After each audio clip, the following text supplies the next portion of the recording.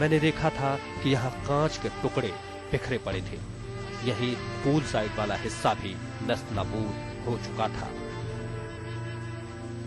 शामियाने से पूरब की ओर आता है हार्बर हॉल, जो हमेशा समंदर को निहारता रहता है।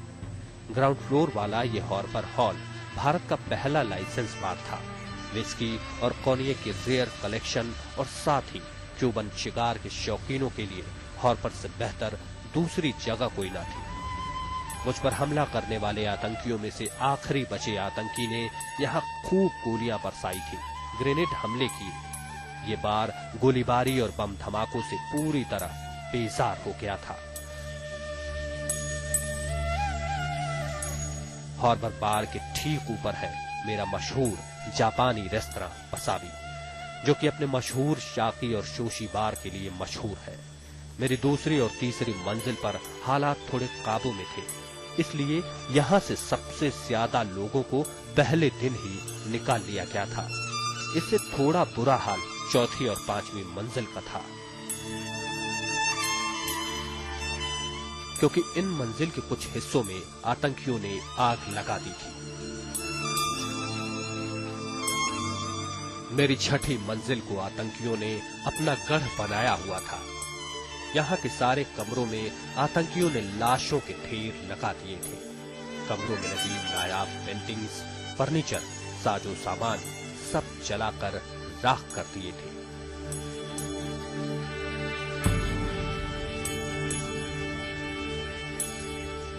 आतंकवादियों ने मेहमान बनकर मेरी छठी मंजिल में ही सबसे पहले घुसपैठ की थी।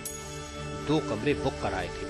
इसी मंजिल पर मेरे जनरल मैनेजर की फैमिली भी थी।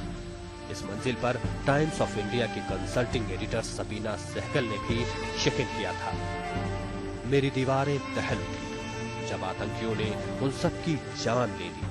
मैं बेबस था, मैं जल रहा था।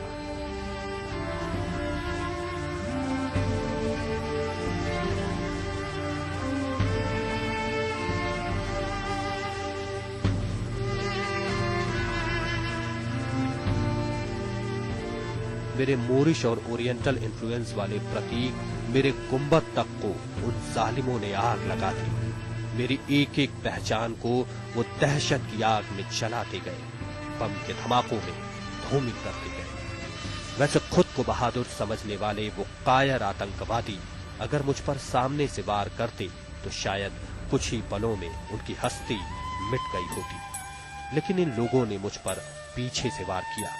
आतंकियों ने हमले की साजिश गहरी रची थी। पता चला है कि मेरे पूल साइड से 2 आतंकवादी अंदर आए थे।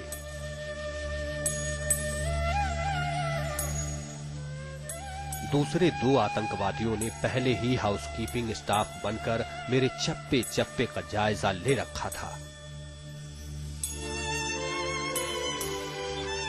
यहां तक कि वो ये भी जान गए थे कि नई बिल्डिंग से पुरानी बिल्डिंग तक का मेरा भूल भुलैया वाला रास्ता कैसा है।